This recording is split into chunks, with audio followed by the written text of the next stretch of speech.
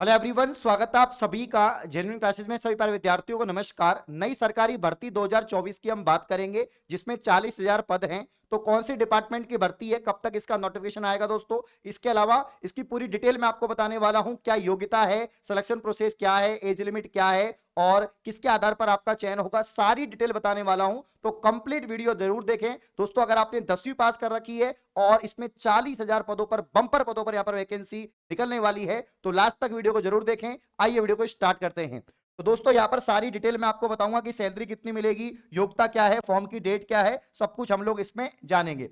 सबसे पहले बात करते हैं दोस्तों कि जो 40,000 पदों पर जो भर्ती है, इसमें आपकी योग्यता क्या है, कौन कौन विद्यार्थी इसमें फॉर्म लगा सकता है। तो यहां पर अगर आपने 10वीं पास कर रखा है तो आप लोग फॉर्म लगा सकते हैं। किसी भी मान्यता प्राप्त बोर्ड से अगर आपने ओनली सिर्फ 10वीं पास कर रखा है तो आप लोग फॉर्म जरूर लगाएं। इसके अलावा प्यारे साथियों, यहां पर एक विषय मातृभाषा का जरूर होना चाहिए, मतलब कि यहां पर लोकल लैंग्वेज आपको ज्ञान होना चाहिए। जिस भी क्षेत्र से आप फॉर्म लगा रहे हैं बाकी क्षेत्रीय भाषा आपको आनी चाहिए।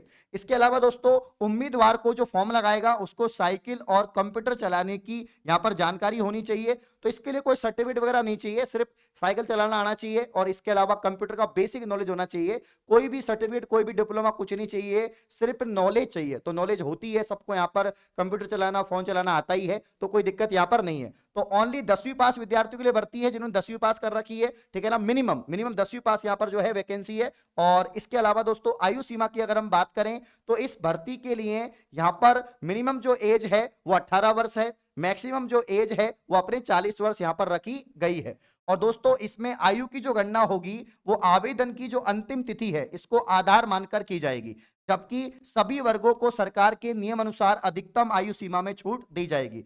तो जनरली ज्यादातर वैकेंसियों में यही रहता है कि मिनिमम जो एज लिमिट रहती है वो 18 रहती है भर्तियों के लिए, और जो मैक्सिमम रहती है सरकारी भर्तियों में 40 रहती है। बाकी जो आरक्षित वर्ग हैं जिनको छूट दी जाती है नियम अनुसार, तो यहाँ पर छूट भी रहती है। जैसे SC ST में 5 साल हो गया, बाकी कैटेगरी में भी रहती है, ठीक है ना। तो कैटेगरी के अनुसार, रिजर्वेशन के अनुसार आपको छूट भी दी जाएगी।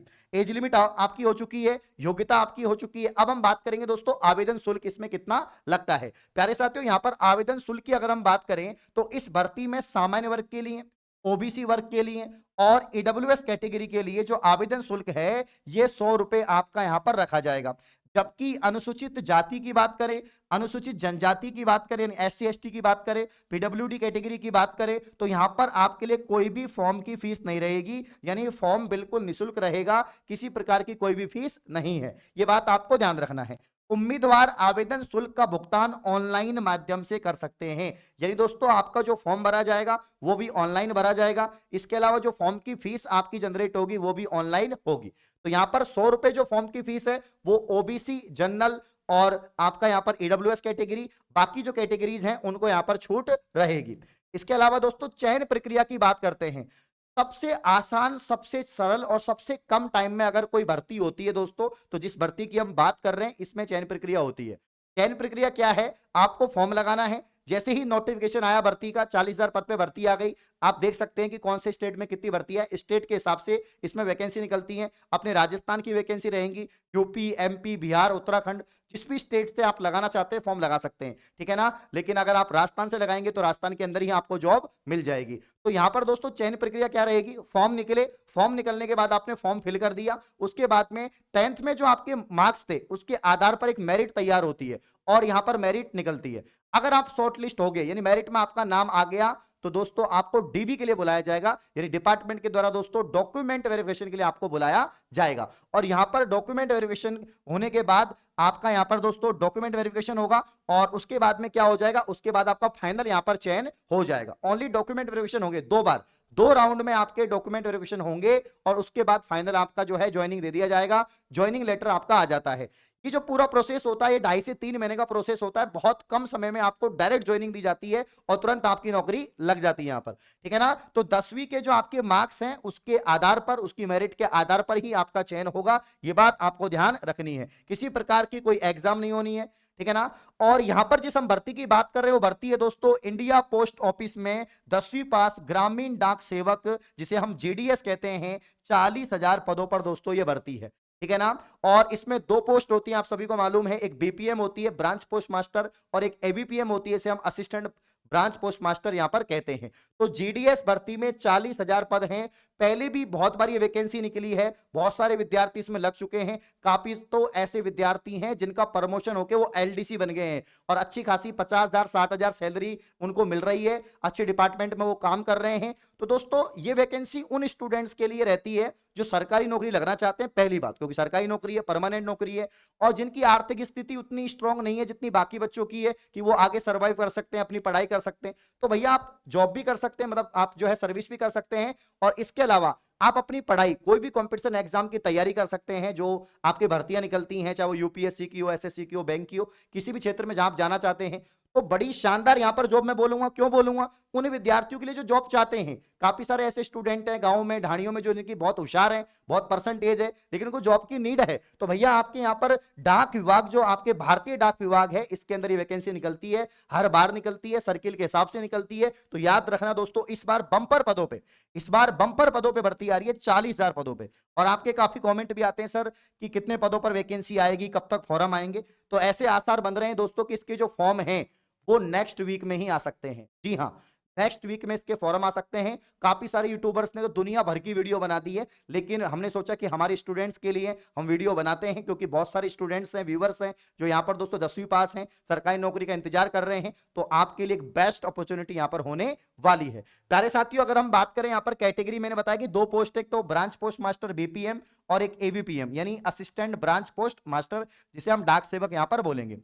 अब इसमें दोस्तों खास बात इसकी यह है, पहले तो मैं बता देता हूं आपको कि जॉब टाइम जो है ना वो बड़ा कम है। 4 घंटे की आपकी ड्यूटी रहती है, 4 घंटे आप ड्यूटी करो, उसके बाद अपनी पढ़ाई करो, कोई दिक्कत नहीं है, ठीक है ना। यहाँ पर दोस्तों मिनिमम जो आपका टीआरसीए और 4th आवर्स, मतलब आपके यहाँ पर 4 घंटे के हिसाब से बताएं दोस्तों। लेवल फर्स्ट की है, आपको बताई है, लेवल फर्स्ट जो आपके 4th ग्रेड की जॉब होती है उसका लेवल फर्स्ट के हिसाब से आपको सैलरी मिलती है L1 के हिसाब से। तो यहाँ पर जो 12,000 बेसिक दे रखा है, और यहाँ पर जो एवीपीएम है इसका 10,000 बेसिक दे रखा है। और यहाँ पर दोस्तों अगर हम 5 घंटे के हिसाब से देखें तो यहाँ पर जो आपका लेवल 2 इन टीआरसीए स्लैब के अनुसार आपकी जो सैलरी है 14,500, और यहाँ पर जो एबीपीएम है इसकी यहाँ पर 12,000 हो जाएगी।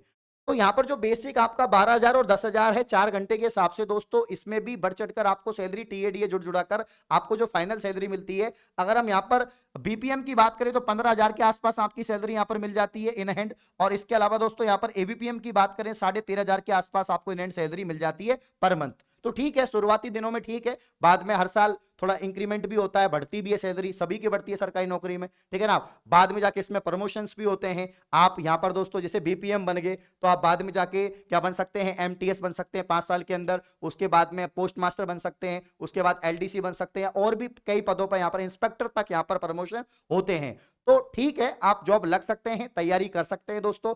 और इसमें तैयारी का तो कुछ है नहीं, आपकी परसेंटेज है 10वीं की जो परसेंटेज है उसी के आधार पर आपका चयन होगा। तो आपकी ठीक ठाक परसेंटेज भी है, 80 85 ठीक ठाक परसेंटेज भी है, तो भी यहां पर दोस्तों आपका नंबर आने के चांसेस हैं। जरूरी नहीं है कि भाई 100 ही परसेंटेज हो, वैसे कट ऑफ इसकी बहुत ज्यादा जाती है, मुझे मालूम है, कमेंट भी आने वाले हैं, क्योंकि काफी ज्यादा क्षेत्र में तो यहाँ पर 95 100 तक यहाँ पर कट ऑफ जाती है, क्योंकि कोरोना में बहुत सारे स्टूडेंट की 100 बनी, लेकिन उनके फॉर्म भी रिजेक्ट हुए। आपने देखा पिछली से पिछली बार कैसे हुआ कि 100 परसेंटेज बन गई, तो बहुत सारों के फॉर्म रिजेक्ट हुए, और जो यहाँ पर जिनकी रियल परसेंटेज है उनका भी यहाँ पर चयन हुआ है। तो काफी सारी कैटेगरी होती हैं, और जैसे दिव्यांग बच्चे हैं वो भी इसमें जॉब करते हैं, उनकी भी कम कट ऑफ यहाँ पर रहती है।